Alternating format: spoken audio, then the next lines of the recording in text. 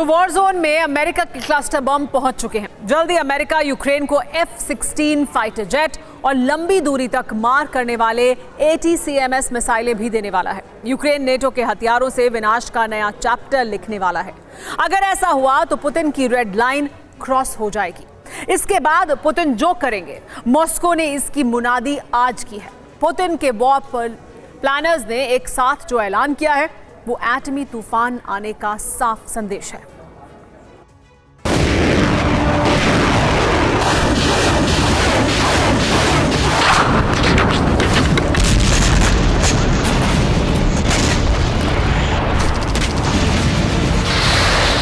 Ukraine की ये तबाही, ये बर्बादी तो सिर्फ झांकी।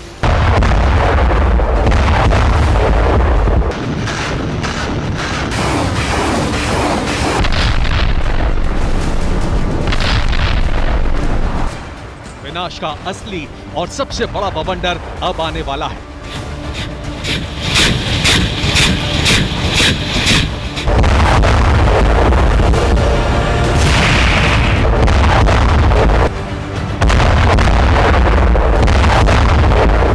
यूक्रेन को मिसाइलों और रॉकेट से पाटने के बाद अब पुतिन न्यूक्लियर सुनामी लाने जा रहे हैं।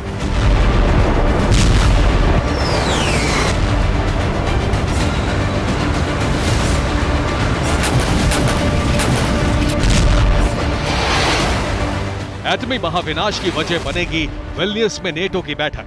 नेटो ने पुतिन की रेड लाइन क्रॉस कर दी है, इसीलिए अब पुतिन एटमी सर्वनाश करने जा रहे हैं।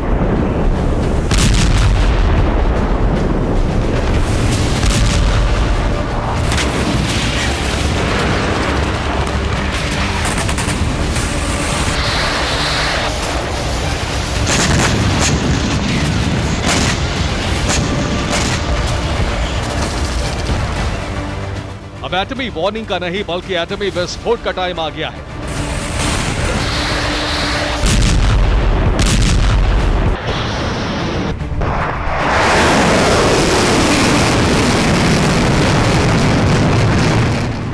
सवाल यह है कि आखिर नेटो समिट एटमी विध्वंस की वजह कैसे बनेगा? पुतिन महाविस्फोट क्यों करेंगे? अब इसकी सिलसिलेवार तरीके से पूरी रिपोर्ट।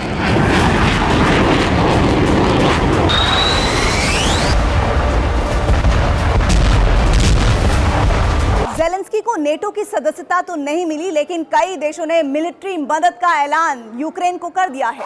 इतना ही नहीं, नेटो ने यूक्रेन को सुरक्षा देने की घोषणा तक कर दी है, जिसका सीधा मतलब यह है कि नेटो यूक्रेन को रूस से बचाएगा। यही वो बात है जिससे पुतिन का पारा 7वें आसमान पर पहुंच गया है। नेटो का यही ऐलान यूक्रेन के सर्वनाश का कारण बन सकता है।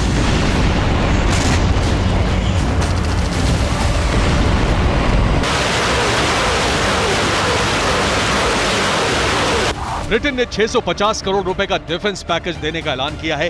जर्मनी 6350 करोड़ रुपए का पैकेज देगा। नॉर्वे 2000 करोड़ रुपए के हथियार देगा। ऑस्ट्रेलिया 30 बुशमास्टर इन्फेंट्री व्हीकल्स देगा।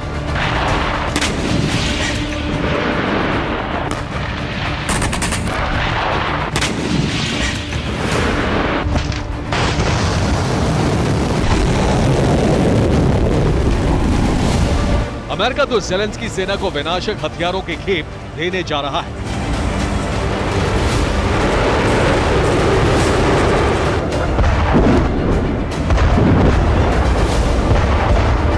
F-16 fighter jet, cluster bomb और अटैक MS मिसाइल लंबी दूरी तक मार करने वाले यही वो अमेरिकी हथियार हैं जो वॉर जोन में पहुंचने वाले हैं। इन्हीं हथियारों से ज़ेलेंस्की रूसी जमीन को दहलाने वाले हैं।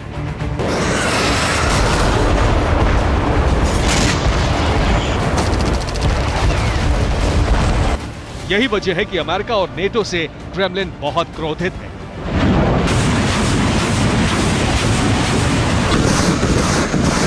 ज़ेलेंस्की ने कहा कि उन्हें पता नहीं कि यूक्रेनी फोर्स को अमेरिकन अटैक MS मिसाइलें कब मिलेंगी।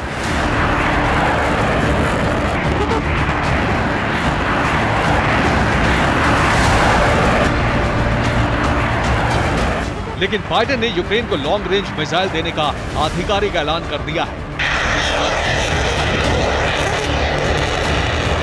बाइडेन ने एक बयान जारी करके कहा है कि ATCMS मिसाइलों की एक बड़ी खेप जल्द ही यूक्रेन भेजी जाएगी। अमेरिका और नाटो का ये वही कदम है जो पुतिन को एटमी विध्वंस के लिए लगातार उकसा रहा है। असल में F-16 और अटैक-MS मिसाइलें मिलने से रूस के कई इलाके यूक्रेन की जद में आ जाएंगे।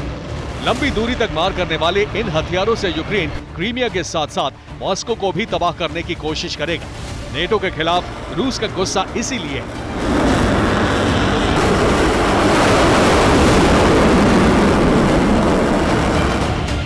पश्चिमी हथियारों से क्रीमिया या रूस की धरती पर हमले को पुतिन रेड लाइन घोषित कर चुके हैं। ऐसे में अगर अमेरिकी हथियारों से रूस पर अटैक हुआ तो पुतिन एटमी प्रलय लाने में जरा भी विलंब नहीं करेंगे। इस बात का ऐलान रूस की तरफ से नेटो के खिलाफ जारी बयान कर रहे हैं।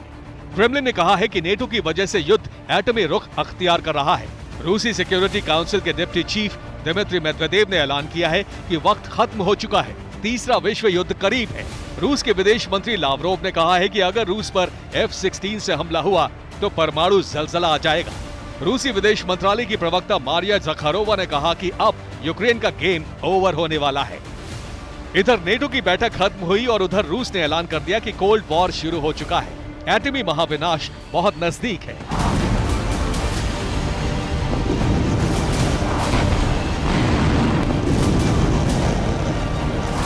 रूस बहुत पहले ही ऐलान कर चुका है कि जो देश यूक्रेन को F-16 देगा वो पुतिन का सबसे बड़ा दुश्मन होगा। रूस सबसे पहले उसी पर वार करेगा। चूंकि अमेरिका यूक्रेन को F-16 देने जा रहा है तो अब पुतिन एटमी विध्वंस का बटन कभी भी दबा सकते हैं। उनके टारगेट पर सिर्फ यूक्रेन नहीं बल्कि नेटो भी होगा।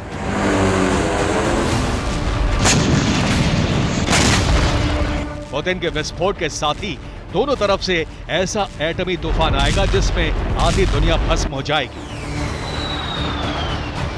Bureau report, TV9 Bharatvarsh.